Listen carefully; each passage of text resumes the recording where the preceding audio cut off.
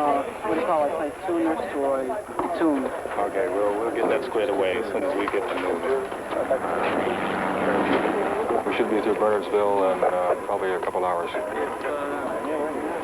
I've coordinated with the chief of police there, as we have with all the chiefs of police along the way. So Do you expect this to be very peaceful? Yes, I do. Well, of course, we can't anticipate everything, but our intention is peaceful. And we hope everybody realizes this. Thank you very much. You're welcome. I've only been back from Vietnam for 4 months now. And when I came back, I was under the impression that what we were doing was the thing to do at the time, you know what I mean? As, you know, you were there, and that's the thing to do. Make the best of it. I just wanted to go to Vietnam because some of my friends have been killed there. I buried my best friend right before I left. I was a military escort for him. And I said, there has to be a reason for this. There has to be. I have to see it myself. And I went, and to my discouragement, I found out that there is no reason. It's immoral and it's unjust. There's an area there wide enough for the park to support vehicles. And if something happened in the meantime, you'd be able to get to your support vehicles, even if you had to come back with a medical team. Okay? Sounds good. Fine, thank you. Will you be along in this, or Along with the march? Who can I contact? Well, I would be. Cars out there. Right, yeah, we'll have men all the way along to aid you, and I'll be, no doubt, going back and forth to aid you. Good. Okay? Thanks. Fine. Thank you, Scott. Take care. We're leaving the park here with some 75 people. There will be people joining us en route. And we'll be en route for 3.5 long days. You see, what this all boils down to is, where does a person's loyalties lie when he finds that the goals of his service are in conflict with what he believes should be his loyalties to humanity? Even though I'm a West Point graduate, and even though I'm a first lieutenant in the United States Army on active duty, I'm many things before I'm an Army officer. I'm many things. Among them, what Richard Nixon has stated. He spoke to cadets at the Air Force Academy, and he said that all of you are citizens first and soldiers second. I am a citizen first, but I'm also a human being. And as a human being, and as a citizen, and as a military officer, I reject the Vietnam War in its entirety. I believe in immediate withdrawal. That's fine. Let's move out. Mr. Henry, we're moving out now.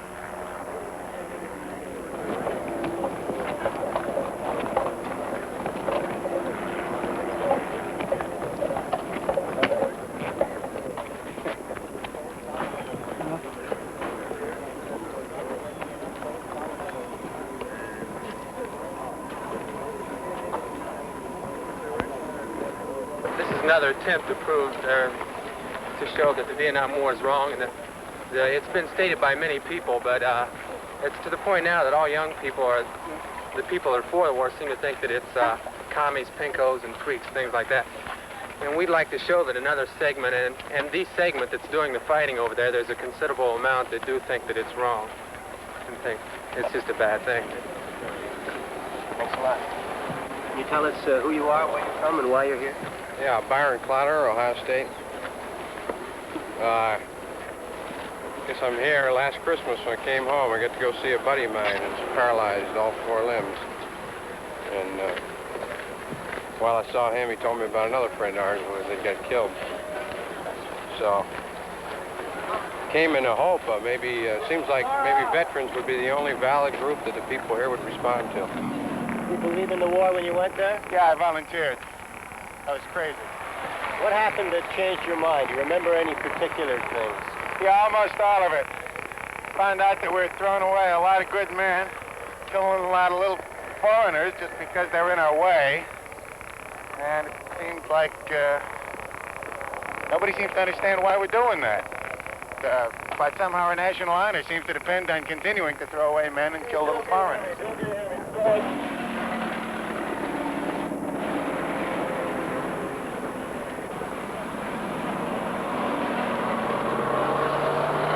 there was a thing called a snatch mission where we would go out looking for suspects, VC suspects, or so-called. He might be a farmer. We were told they might be farmers anyway. So we would land in someone's field and grab them if they looked suspect, whatever suspects looked like, and take them back for interrogation, anyone. And we never knew what happened to these people after we took them for interrogation, how they got back to their homes. Anyone would be grabbed, anyone. We got a demonstration platoon made up of half New York people and half Ohio people. And what we're doing in these towns during these incidents is trying to let these people know what it feels like to be Vietnamese, trying to show them by not playing with yellow people, playing with white people, playing with white middle American people, let them know what it's like to have no political freedom, have someone come in and impose their will on your will. The guerrilla theater people are from the Quakers' Friends, our pacifist organization. And by allowing themselves to be mistreated by us, they're trying to illustrate what it would be like if Americans were civilians in Vietnam. All right, hold it. Get over here, damn it! Shut up. What are you keeping that barn? My animal feed. Check the barn. What are you doing the rope? Put it around his neck? No, around his waist. I'll hang him later. Down! Get down. Put your head down! Keep it down! Take him over to the tree. String him up. Damn, we got breakfast. Yeah. Got a good one. Oh. Come on, knock it off. Hank, climb up in this tree. What do you got in that barn? Feed. What else? Feed. Where do you keep your weapons? We'll see, Papa Son. If you're lying, you're gonna die, Papa Son. Leave them for the snakes. Get the rope, we need it. Haul him up. Get on your feet, Gook. Get on your feet, Gook. Get on your feet.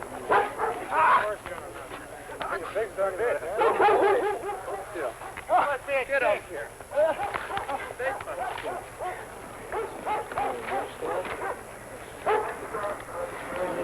String it up tighter. Get him up there. VC. How many VC? Huh? Buku VC? Buku? Huh? Buku VC? We need a fly. Hey, chick with us. Hey, I'm tired. Hey, this guy's wasting our time. Here, take him out and deal with it. Hey, okay, two guys, set him down, bring him over with me. We'll get rid of this son of a... Okay. All right, look, let's get rid of him. We haven't got time for this. We got to move on. Okay. All yours, sweetheart. Look, good. Well, I saw a whole town was almost half massacred. The town we went through on an operation in Cedar Falls in '66. And kids, dogs, everything. I think my favorite was usually the knife trick. Either that or I had a good counterpart. He used to use a 2x4 and used to break it over their shoulders. A lot of times we punch him in the chest, man. And that way, you know, they can't tell because it doesn't bruise that badly. You always keep away from the face. And you never hit a prisoner when an officer's around. And or else, you know, if someone's visiting, like you know, camera people or something. We also took them over the ocean occasionally. This is in Chulai. Dropped a couple of them out, you know, because we didn't want to take them back. You become like affected with the propaganda, and while you're over there, like you have a real deep animosity. At least you think you do.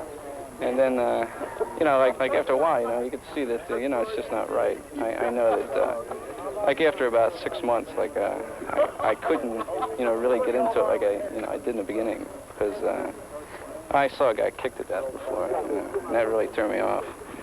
He was my prisoner, and I went back to a base camp, and the guys took him out to the field, and then when I came back, he could, you know, he couldn't hardly walk. Then he died during the night. So like, rather than, you know, go through the whole hassle, they put him in a rice sack. dump him along the way. Sure, we kill families and babies and kids and that, but I mean, I don't know who. I don't know them no more than they know me. I mean, we're complete strangers. We're just saying, you know, it's a survival, man. So. When we did catch a visit, prisoners, we took them over to interrogation committee, you know. They couldn't make them talk. They took them over to South Vietnam, you know, and they would put sacks over their heads and tie them on the choppers and run them through the trees until they die or talk.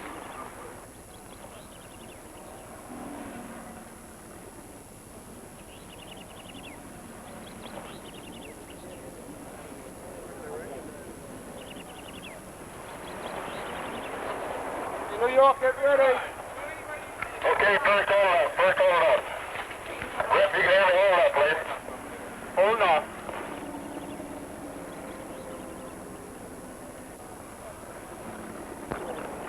Yeah, we send it back. If they'd have went in, I thought we were licked before we started. We go in there to fight a war of attrition. We're licked.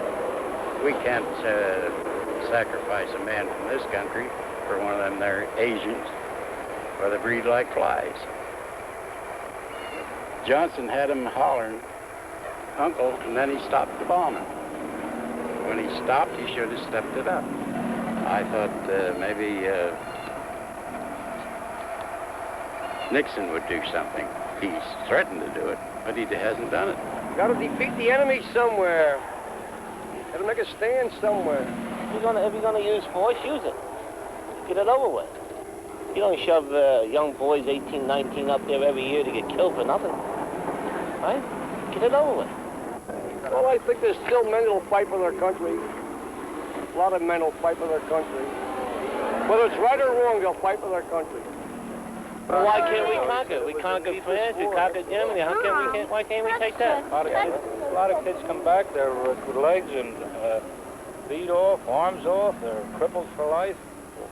Is Uncle Sam going to take care of them boys? I mean, is he going to provide transportation if they want to go to a ball game or something like that?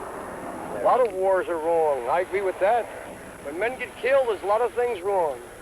You have your thoughts, he has his thoughts, we have ours. To each his own. That's why the stars and stripes are flying, right? Yeah. And the way you feel about that flag is your opinion. As a matter of fact, we came out this afternoon looking for you. We knew that you were to be on Route 202, and we were driving along hoping to catch up with you, and then we have. And we're all for what you're doing. I feel as my wife feels. I'm with her, and this is long. It's a long, hard fight that we're all in now, and I hope to see the day that we're successful in ending it.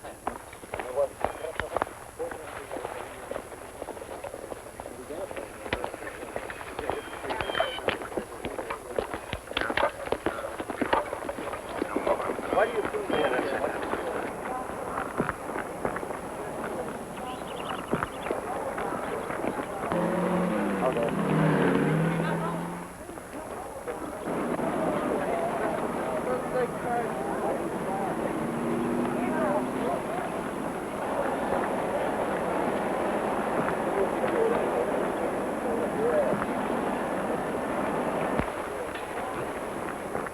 What do you think about the guys marching off? They've all been there. They look like a bunch of punks to me. No, these guys have all been there. Oh, yeah, I know. My kid was there, too. They got a right. They have. Sure, they got a right. Let them go. Can you imagine them being in the Army? If I was the first sergeant, they'd go in the guardhouse till they got cleaned up. There's the whole thing in this country. Respect for law and order, respect for the uniform and the military is broken down completely. They don't like this. Why don't they go back to Hanoi?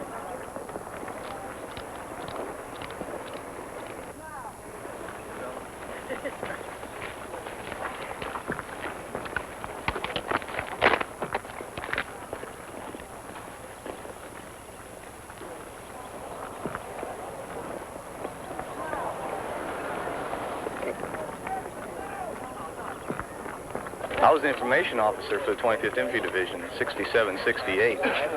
And one of my jobs was to prepare all press releases and photos that went out of our division, which eventually went to the civilian press. And I was in, in a really good position, to see exactly the kind of suppression, the news suppression, and manipulation that keeps the American public from finding out what's really going on over there. It's a really complicated process. Our news releases from the Division Information Office have to be cleared by the Chief of Staff, the division, and then the commanding officer. Then they go to MACV, which is the Military Advisory Command, Vietnam, and then they go to MACOI, which is Military Assistance Command, Office of Information. Then they go on to JustPAL, Joint United States Public Affairs Office, which is connected to the embassy, who makes the final judgment on whether or not any information gets released.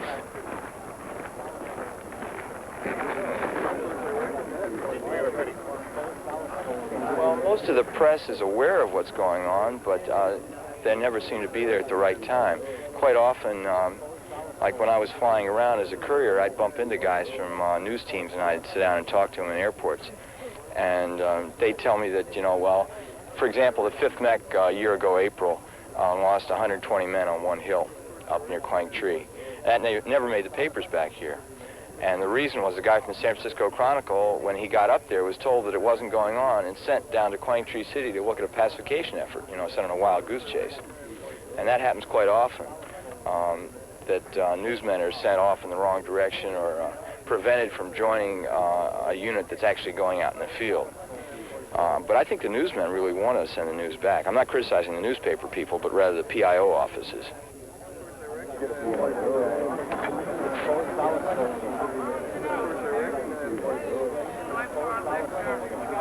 We got a hose hooked up for you guys to use to cool off. It's over by the side of the meeting house.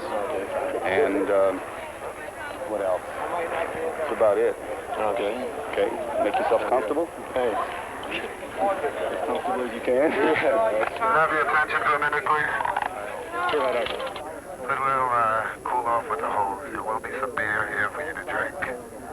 And we've got a short day tomorrow in terms of marching, but we've got a lot of things to accomplish tomorrow. But they had it coming, because they left it all in with them. I have that recorded for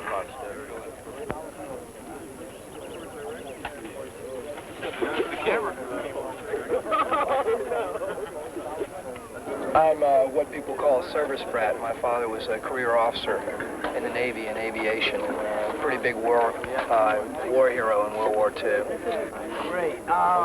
Went in the Marine Corps out of school at the University of Virginia. I was pretty much a hawk because when I went in, I was really ticked off about the fact that the North Vietnamese were parading American flyers in Hanoi. So I enlisted in the Corps and dropped out of school.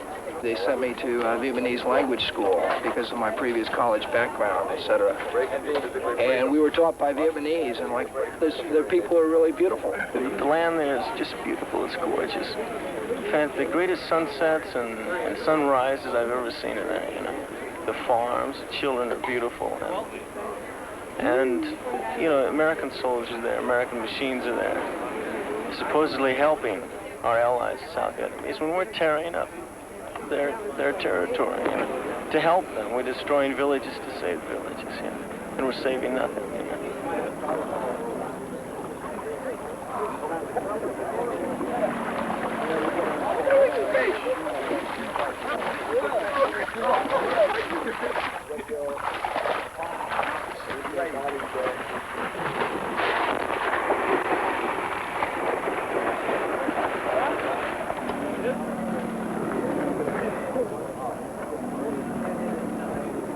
I got shot twice by a Russian-made AK-47.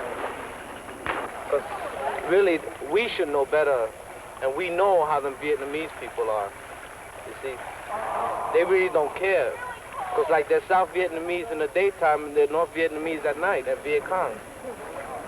So they really don't care what government rules them. You heat it up and eat it out of your can. I think we may need more ravioli. You think we might? Well, there's some cases over there. Let's bring them loose.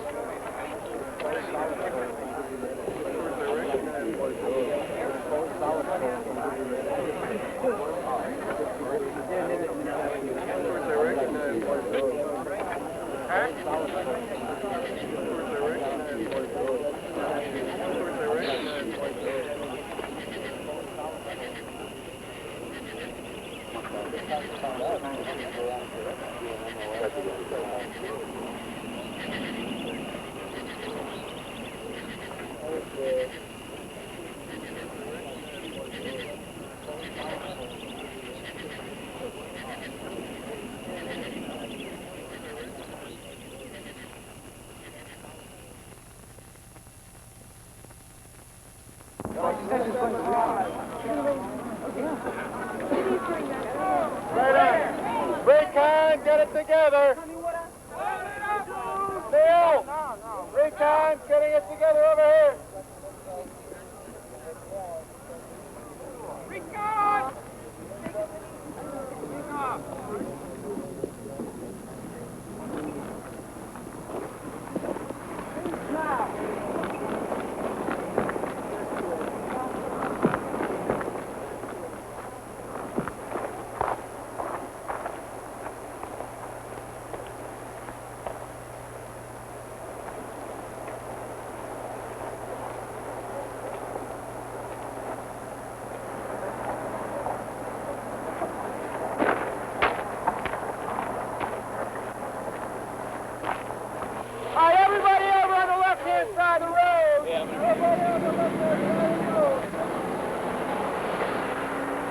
And the incident will happen there, so you all get a chance to see it, plus rap with the people.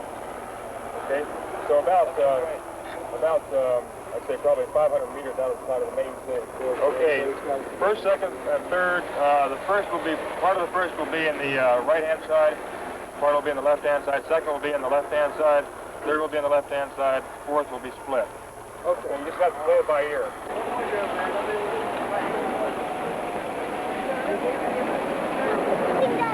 Yeah, I know we can see them. They must Let me show you here. Oh, it's ready.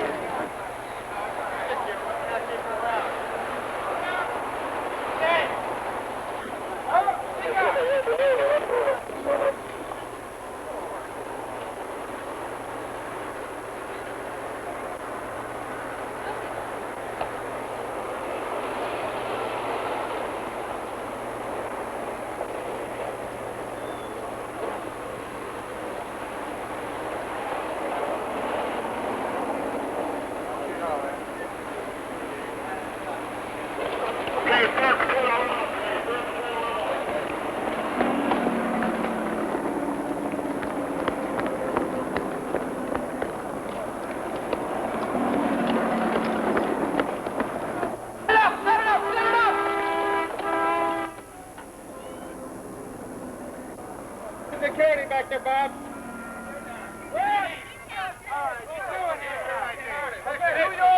Move up, call down the area.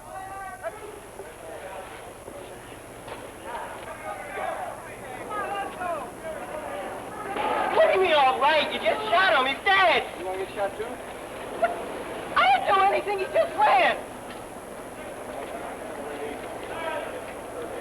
What did I do? You're going with us. What? 36, you come in. Oh, I haven't done anything. Watch the security up there. Come in here like this. Oh, shut up! Shut up. I said shut up! I said shut up! You hear me? You hear me? All right. Get up on your knees, goddammit!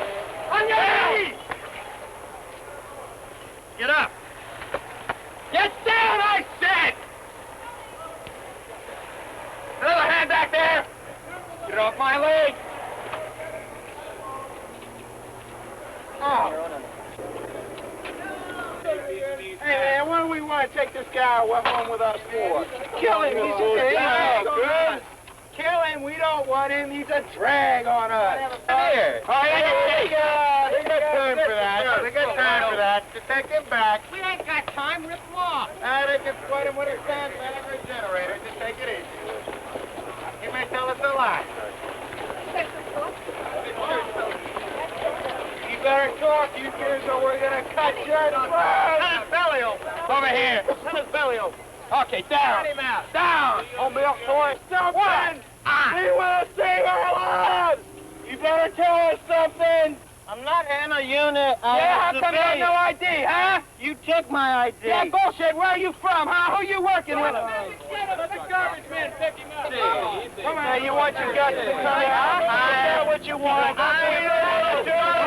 don't want to do it. We want to hear us. I want to hear where your unit is. I'm loyal. Just information, that's all. I'm loyal. Who are you with? I'm with nobody. Kill him. Well, I'll tell you, it was very effective. Very effective. It scared the daylights out of you. I got scared with all the guns passing on Main Street. You're not used to it, you know. And I didn't know anything about it. I didn't read anything in the paper. So. What do you think was the point of it all? Well, I suppose it's to shock people into it. What could happen in a small town like this, right? I think it is well done. It doesn't feel like a simulation. It feels like the real thing, that you've got some people who are really committed, and their integrity really comes across. I don't believe that I should turn the other cheek when you smack me. And if somebody asks me to come to help them, I go to help them. Just like the South Vietnam government asked us to. They asked us to come over there. Nobody asked the Russians to come in here, or the Viet Cong. If they got shot up, they want to go out there and they want to be foolish enough to walk from here to Timbuktu and want to eat sea rations? Man, I'll tell you, I think they're sick in the head. Had their share of hell. I certainly hope that it ends. I have had 2 brothers over there, and I don't want my son to go. Maybe it seems different. Maybe I've changed from a hawk to a dove now, and that's not hard to do when you've had too many members of your own family go, and some of them won't come back. And I've known too many boys around here.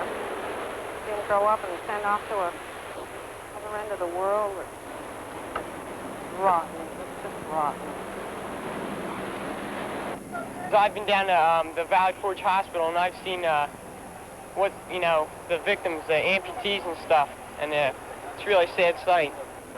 What did you find that the American soldiers' reaction was to the Vietnamese while you were there? Hated them.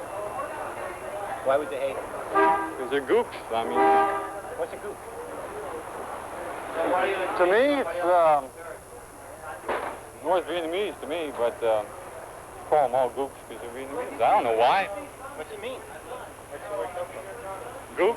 I have no idea. If you think of him as a gook, or a Jap, or a Jerry, or a kite, or anything like that, you dehumanize the man or the woman, and it's easier to persecute and oppress that kind of person. In our case, it becomes easier to kill. And we don't want our boys turned into butchers and murderers, and we don't think the parents want that either, because they're going to come home to you, and they're going to be a little bit different than when they went. It's not going to be the same son you sent to Vietnam.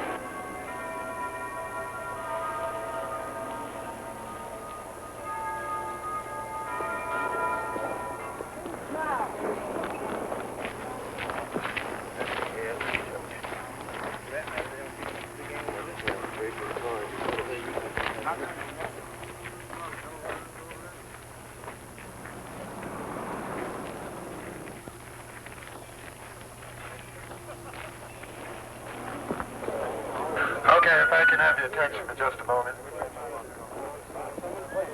There's a few things we've got to watch. The tree lines all the way around this place.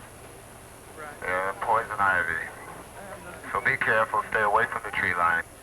I understand also on the driveway leading to the swimming area that has been made available to us by gentlemen across the way, there's poison ivy on both sides of the driveway, so be careful. Bring a razor or shave.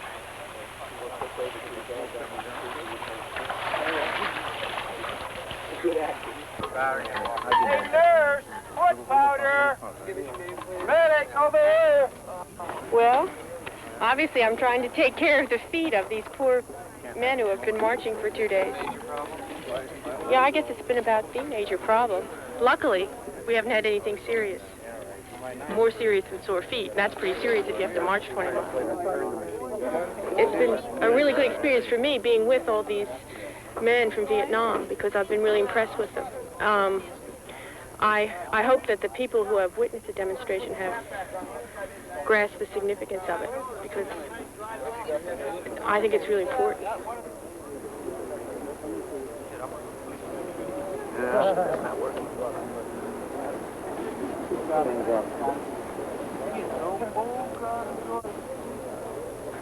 I joined the Army. Waving the flag, I went in. I really thought that I'm an American, you know, and I got to do my thing for the country. But then when you get there and you see it and you say, well, are we hypocritical? Are we really hypocritical about it? I caught myself, like, calling people gooks and then saying, wow, what am I saying, you know? This guy is a human being. He's like me. He's got blood running through his veins. But he's a gook. And you look in there and you see what's in that brain of this kid, you know? What has he had to grow up with? And you see it, and it's fear, and it's not understanding things, and it's just general hysteria type thing. And then I related back to my family, the children and my nieces and nephews. And you look and you have this flash and you see their face and you say, what if it was them? You know what I mean? What if it was our children? And it's a moving thing. It's a real moving thing that really I get emotionally about. And that's why I'm here. It's the children, it's the people, it's the human beings. And I believe in God, and I believe in what he says. And he says everyone is a human being, and I really believe that. I was with an infantry battalion, and our mission was to search out and find and destroy the enemy. We'd interrogate the prisoners, and then for field information to find out what was going on around the area. Most of the prisoners we dealt with were fairly cooperative. We just slop them around a little bit and threaten them a little bit, and they come out with the information.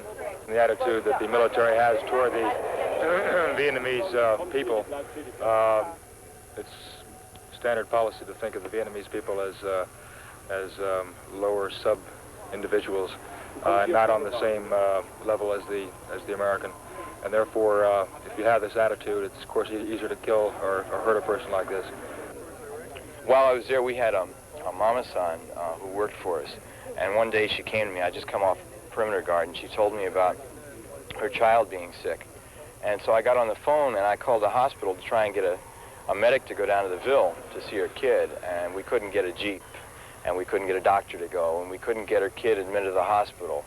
And this buddy of mine and I tried for a couple hours, you know, off and on, trying to get her kid medical attention. The kid died the next morning. And the story the doctors and the people in the hospital were giving is basically, well, it doesn't matter, it's just Vietnamese.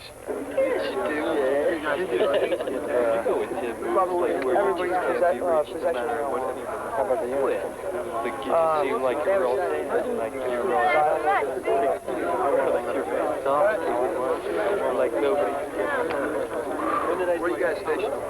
Hello. If you think you're doing some good, I'm glad to give you a place to stay overnight to rest in order to go on to your next trip. You can go anywhere over that field as far as I'm concerned, but the further up you get, the higher ground you get, and naturally the drier it is. Right. So you do whatever you please as far as I'm concerned. I mean, wherever it's comfortable for you. Very good. One thing, can we bring a truck up to fill up with water from your well? Yeah. Because that's such good, clear well water you have here. This is good water. There's nothing in it to purify it or anything. You can have all you want. Oh, beautiful, beautiful. I'm sure the fellas will appreciate that. Most of them are city boys, and they don't know what good country water is, you see. So I'm sure they'll like that. Well, look, I know you've got your routine to get back into, and we don't want to take time too much, but you have an invitation to visit us. Come down and eat dinner with us. How would you like to eat dinner with us? All we've got is pork and beans, but we'd like to have you down there. Well, I don't have any more than pork and beans myself. Well, why don't you come down and have dinner with us? No, I don't think I can. Oh, you I appreciate it, and thanks a lot. I tell you, if you change your mind, just come on down, please, because I get this, but I don't think I'm going to change my mind. Okay. I'm one of these stubborn bastards who never changes his mind. Well, look, we'll be leaving about 6 o'clock in the morning. We'll clean the area up before we leave. You won't get away at 6 o'clock. Oh, we got away at 6 o'clock this morning. You From did? the last guy said, yes, we did. We'll get away about 6. I didn't know people from New York could get up that early.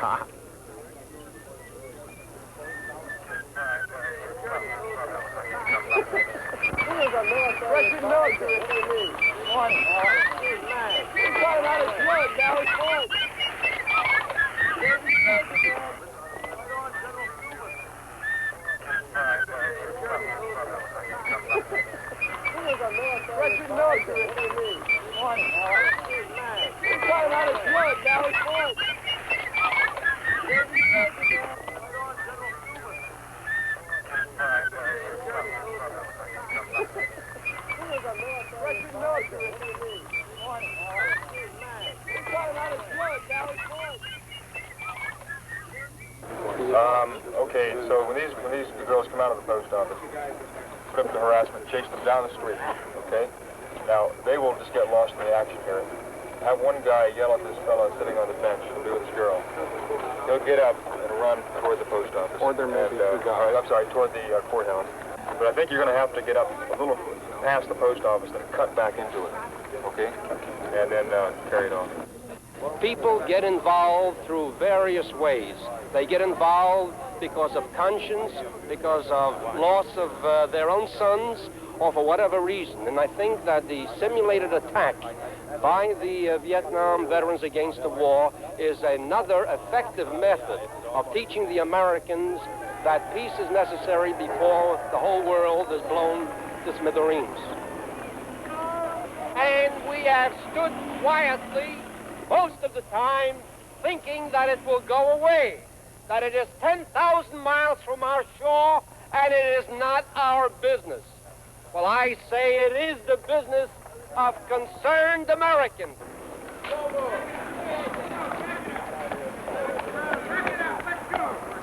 Back it up! I said back it up! I said back it up, let's move! Back it up, move! There's the girl, take her! Take one from me, fellas! Yeah, I got this guy's identification here. Which one?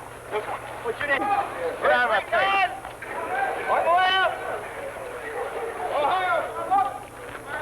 Get that goddamn goose! Come on! Make him run!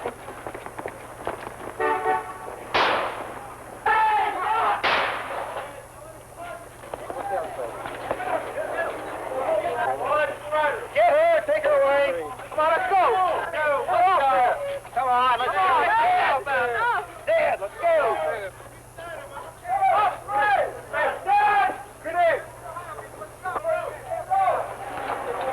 Get the rope up. Because in our name, we are devastating a country that never attacked us. In the name of democracy, we are bringing fascism 10,000 miles from our shore. And I think that the American people at last are learning that this is the way.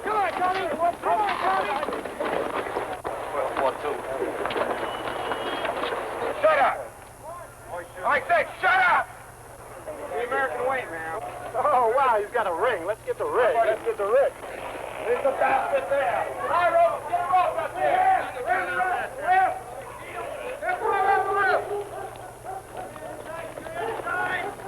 There, we got it. What you've just seen is something that the Vietnamese people experience every day.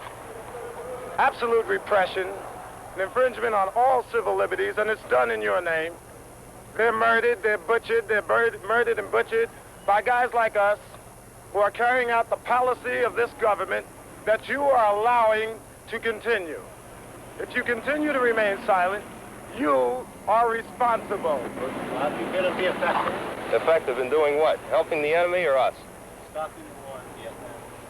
Well, victory would stop the war in from 6 to 8 weeks. And if you'd have done it 7 years ago, probably not even half the casualties would be in existence now. This community, I think, is all pro-Nixon, pro this whole community, right? And that's my opinion, too. I don't think, myself, anybody should be killed. Everybody should have a right to live. Whether it's black, white, pink, or purple. Everybody should have a right to live. If we weren't fighting it there, we might be fighting it here. And this is the way I look at it. I fought in Korea. I spent 16 months in Korea. And there's a certain amount of honor in it. And to do it all over again, I think I'd do it. As long as they do it peacefully, do what you want to do. Each person lives their own life. Each person feels that they can demonstrate for what they believe. That's fine with me as long as they do it peacefully, don't obstruct property, personal lives. But personally, the best peace you can get is in your home with God. I know, I thought it was... I think, first of all, if they want to protest, at least they could look a little bit nicer. Let's put it that way. They look like a bunch of a motley crew. They have absolutely no conception of who we are, perhaps. Maybe that's part of it. And then other people, we stopped in front of a little tavern. Some guy came out and was screaming. All over now. He said he was a veteran, and we said, well, we were veterans. Well, he said, that makes no difference. You're all sissies, because some of you have long hair. Some of you wear mustaches. You got to go over and see what the troopers look like in Vietnam. 3/4 of them have mustaches, sideburns, look pretty grody, because they live pretty dirty. And I think one of the main things is that the establishment has used patriotism as a club. You know, if you're against the war, automatically you're a communist, or, you know. And I think if more veterans, people that have been there and have earned the right to at least say, well, look, I'm an American, and I was in the service, or I was in Vietnam, as the case may be, I have a right to say, you know, stand up and say what I believe, and I believe the war is wrong, and I most certainly do. When a human being walks past a bunch of cadavers laying out in a pad, 10 or 12, not moving with ponchos over them, that does something to any human being. And we were pointing them out all the time, so I just got sick of it. Well, now, I was at Quezon, and we were in a bind there because they were firing at us from Laos, and we couldn't shoot back into Laos, so we were sitting ducks. Guys were getting killed like for 4 months. The B-52s haven't stopped them. The Air Force hasn't stopped them. We've been over there all this time. We haven't stopped them. We've sent 500,000 men there. 43,000 of them have died there, and they're still winning. The Saigon government has no support with the people in the countryside. They could have never moved the divisions back and forth across the DMZ that they did constantly without the total help and support of the Vietnamese people there. We'd go into a village, and every container would be filled with grain, filled with rice and stuff. And like you knew that the NLF was coming in at night and feeding and eating and then leaving in the morning. And like on certain days we got shelled, and like the people that, you know, the Vietnamese that cut hair and sold stuff down at the gate, they weren't there on those days because they knew the days we were going to get hit.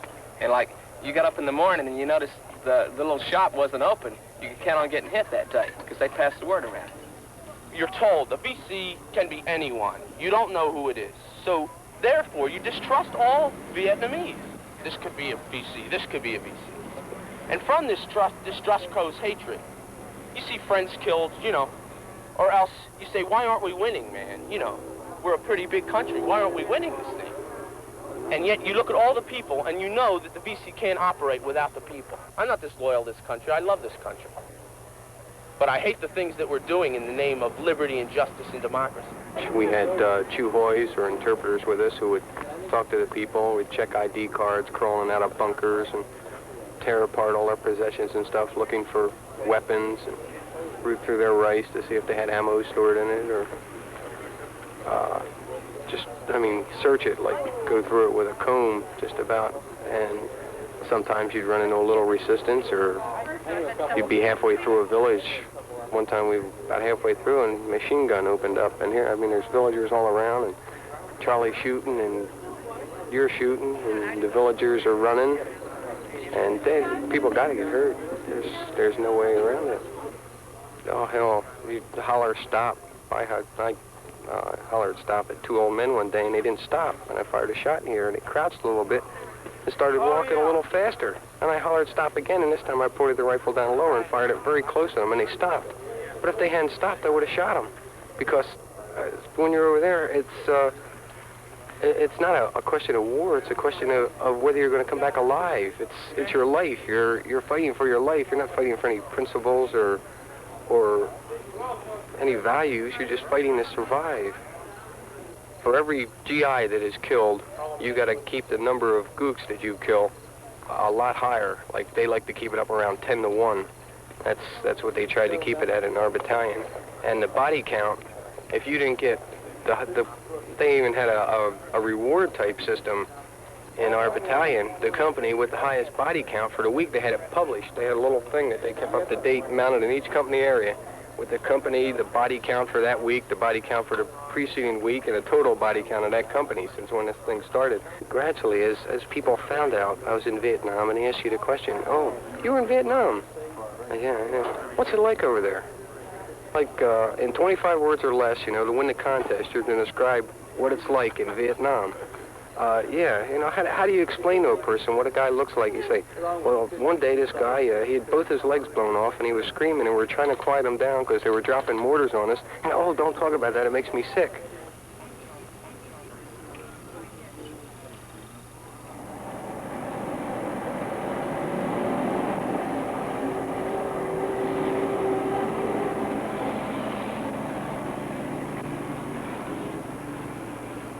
Let you go to Hanoi.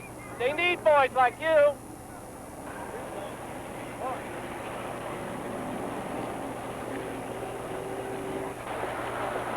Yes, scraggly crew. You see, I don't blame those fellows for not being proud because we won our war, you see. These fellows didn't. These fellows didn't win, and from the looks of it, they couldn't win. Congratulations. The remark has been passed, and I think there may be some substance to it that some of these fellows said they were shot. We're wondering whether they were shot with marijuana or whether they were shot in battle.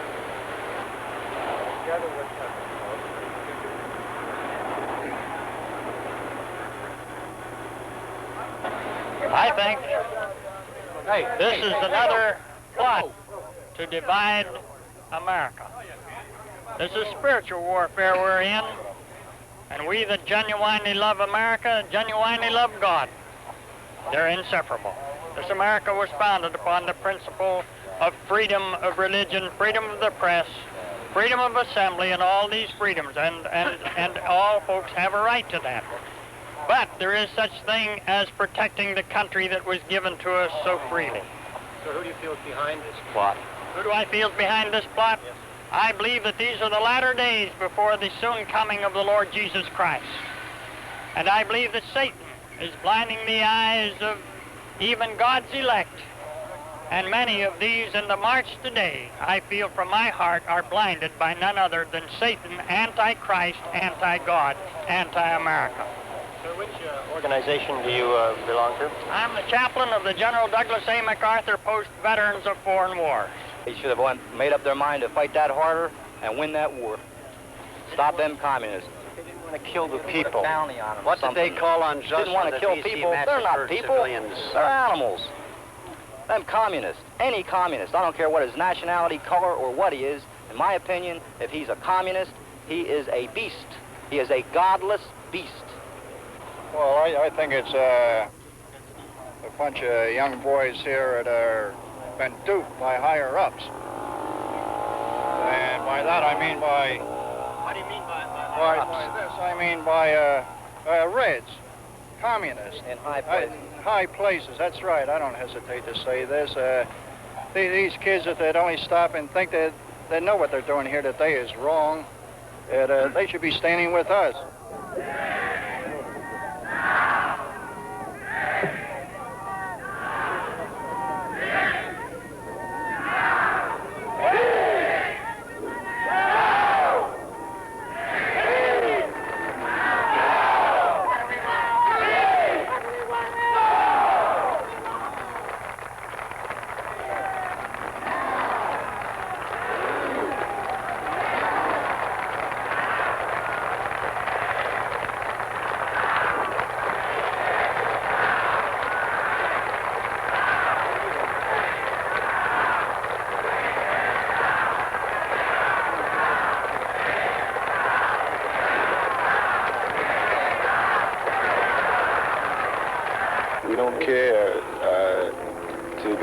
for 3 days and talk to only people who are convinced that the war is wrong.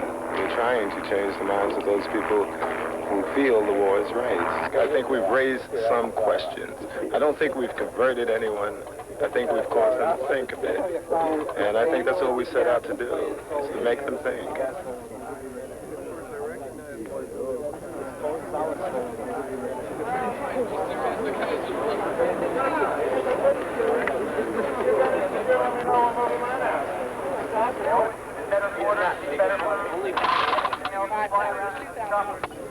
I see the same thing here now with these kids playing with the guns that I know I went through and probably every GI in the service went through. You see, when we were in Vietnam, we had real guns and we killed a lot of people.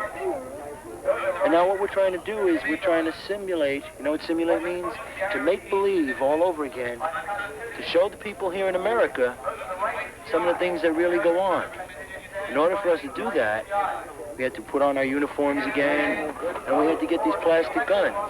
And the reason why we took plastic ones, we don't want to hurt anybody anymore, because we learned. And now, if you stick around, at 3 o'clock, you're going to watch and see what we do with these plastic guns. We're going to break them up, because that's the only thing that guns are good for, breaking.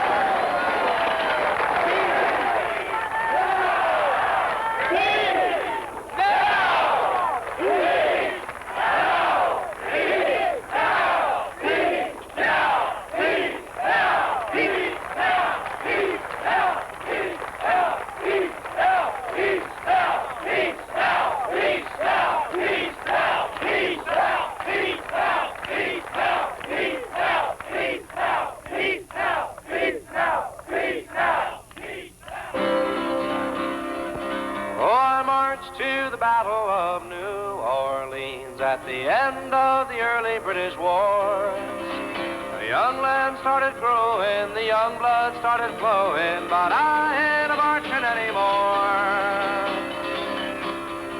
For I killed my share of Injuns in 1,000 different fights. I was there at the Little Big Horn. I heard many men lying, I saw many more dying, but I ain't marching anymore. It's always the old to lead us to the wars, always the young to fall. Now look at all we've won with a saber and a gun. Tell me, is it worth it all? For I stole California from the Mexican land, fought in the bloody Civil War. Yes, I even killed my brothers and so many others, but I ain't marching anymore. For I marched to the battles of the German trench in a war that was bound to end all wars. Oh, I must have killed 1 million men and now they want me back again, but I ain't marching anymore. For I flew the final mission in the Japanese skies, set off the mighty mushroom roar. When I saw the cities burning, I knew that I was learning that I ain't marching anymore. Call it peace or call it treason, call it love or call it reason, but I ain't marching anymore. No, I ain't marching anymore.